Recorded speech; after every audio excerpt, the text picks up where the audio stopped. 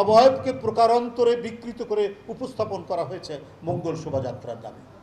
এই যে মঙ্গল শোভাযাত্রা এবং আনন্দ শোভাযাত্রা নিয়ে যে কথাগুলি বলা হচ্ছে, প্রথমেই ছিল কিন্তু প্রথম শুরু হয়েছে 1988 সালে বা 89 সালে আনন্দ শোভাযাত্রা, কিন্তু হঠাৎ 1 বছর বা 2 বছর পর মঙ্গল শোভাযাত্রা দেওয়া হলো, চাপিয়ে দেওয়া হলো বাইরে থেকে। এটাই চলতে থাকলো। আবার বহুদিন পর আনন্দ শোভাযাত্রা এবার দেখলাম। আমরা আরও যে প্রতীকগুলো দেখেছি বৈশাখে, সেই প্রতীকগুলো আমাদের দেশীয় সংস্কৃতির প্রতীক ছিল না। আমি সেই সমস্ত চিত্রশিল্পী, পেইন্টার যারা কাজ করেছেন তাদেরকে আমি ধন্যবাদ জানাই।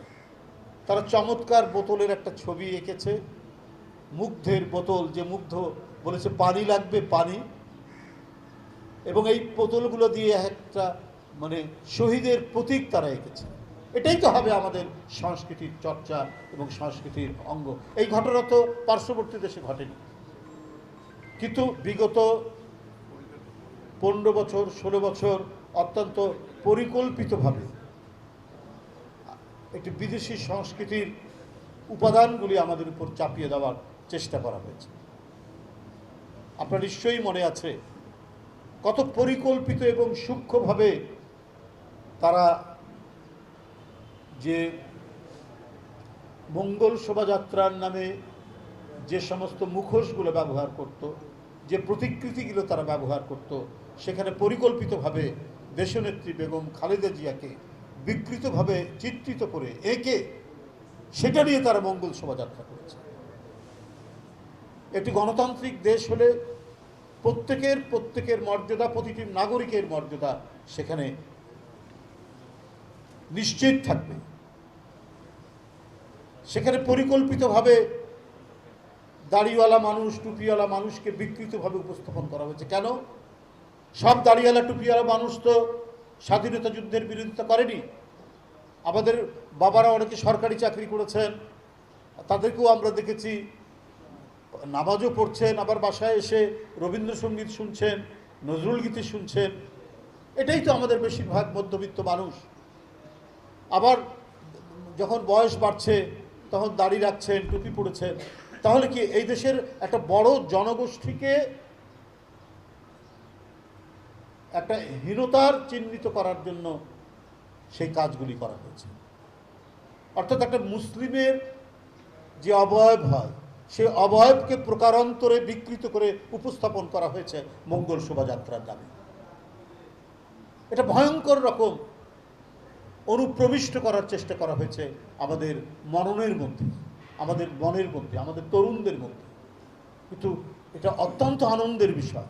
আসলে মানুষের জাতীয়তাবাদী প্রেম, এই দেশপ্রেম যে কত তীব্র হতে পারে এটা কেউ গ্রহণ করেনি। প্রত্যেকে একটা পর্যায়ে আর বুঝতে পেরেছে যে আমরা একটি পরিকল্পিত আগ্রাসী শক্তির সাংস্কৃতিক আধিপত্যের মধ্যে আমরা পড়ে যাচ্ছি। এবং এর বিরুদ্ধে এই যে 5ই আগস্টের আন্দোলনের যে সফলতা, এই যে দুনিয়া কাঁপানো যে বিপ্লব 5ই আগস্টে সমাহিত হলো, এটা শুধু একটি রাজনৈতিক বা একটা ফ্যাসিস্টের পতন নয়।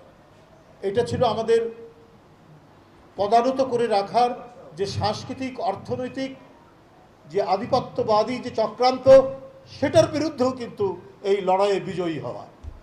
শুধু হাসিনার পতন নয়, আমরা সমস্ত দিক থেকে বিজয়ী হওয়ার আমরা বিজয়ী হয়েছি এটার মধ্যে। তো যাই হোক, এখন আমাদেরকে আসল যে কাজ, যার জন্য 15 বছর 16 বছর আমাদের লড়াই, সেই এখনও সেটি নিশ্চিত হয়। আমরা হয়তো সেটা নিশ্চয়তার পথে আমরা এগোচ্ছি, কিন্তু আমাদেরকে সেটি নিয়ে টাল বাহানা করা চলবে না। এই অর্থেই যে এইটার জন্যই তো সংগ্রাম হয়েছে, সেটা হলো গণতন্ত্র। তো সুতরাং নববর্ষের জাতির আকাঙ্ক্ষা মানুষের ভোটাধিকার ফিরিয়ে দেওয়া। কারণ শেখ হাসিনা ভোটাধিকার কেড়ে নিয়েছিল, আর এই কেড়ে নিতে গিয়ে তিনি আজীবন ক্ষমতায় থাকার ক্ষমতা বিলাসী চেতনা নিয়ে তিনি দেশের গণতান্ত্রিক প্রতিষ্ঠান, তিনি দেশের ন্যায় বিচার, আদালত, আইন কানুন, গণমাধ্যম সব কিছু ভেঙে চুড়ে তছনছ করে দিয়ে একটা একদলীয় কর্তৃত্ববাদী শাসন তিনি প্রতিষ্ঠা করতে চেয়েছে।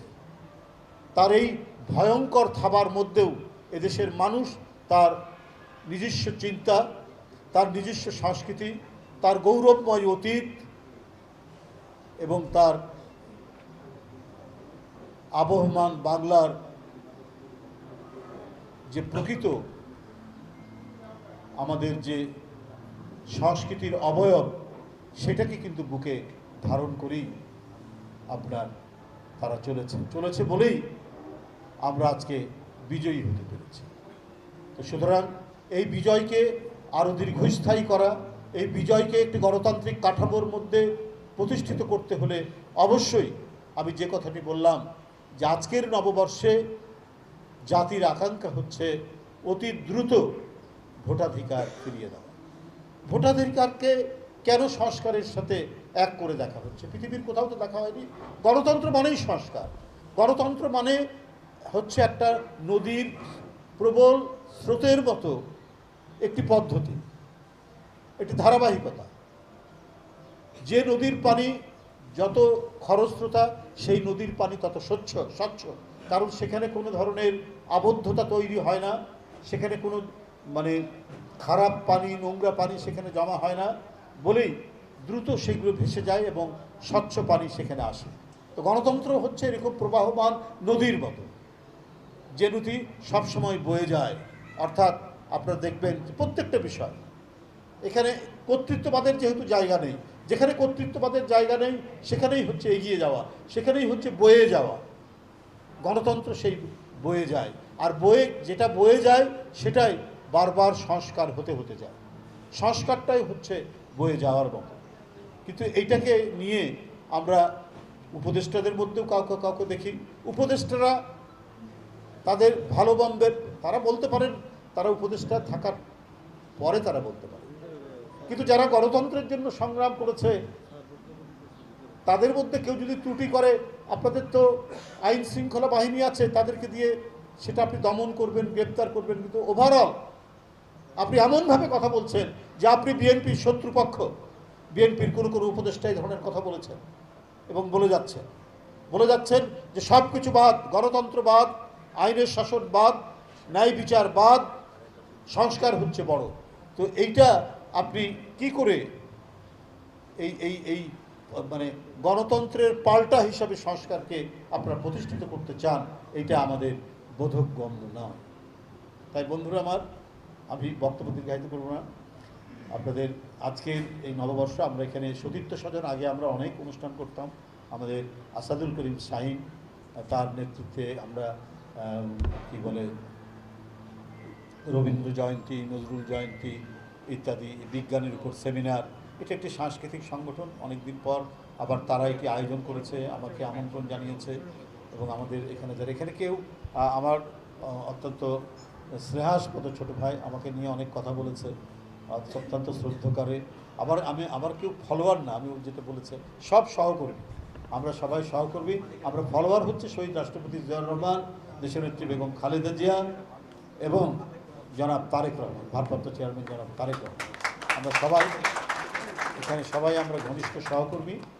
আমরা আশা করব যে সংগ্রামের নেতৃত্ব দিয়েছেন, কোনো ধরনের লোক প্রলোভন, কোনো ধরনের হাতের ইশারায় যিনি তার গৌরবকে, গণতন্ত্রের গৌরবকে যিনি বিসর্জন দেননি, সেই দেশনেত্রী বেগম খালেদা জিয়া এবং তার জ্যেষ্ঠ পুত্র, যিনি দৃঢ় হাতে বাংলাদেশের জনগণের যে বিজয়, ভোটাধিকার ফিরিয়ে নিয়ে আসা, গণতন্ত্রকে ফিরিয়ে নিয়ে আসার যে বিজয় নিশ্চিত করেছেন, তিনি হলেন জনাব তারেক রহমান। তাদের নেতৃত্বে অবশ্যই আমরা চূড়ান্ত গণতন্ত্র প্রতিষ্ঠার যে সংগ্রাম বলি বা আমরা প্রচেষ্টা বলি, আমরা সেটির দিকে আমরা এখন এগিয়ে যাব।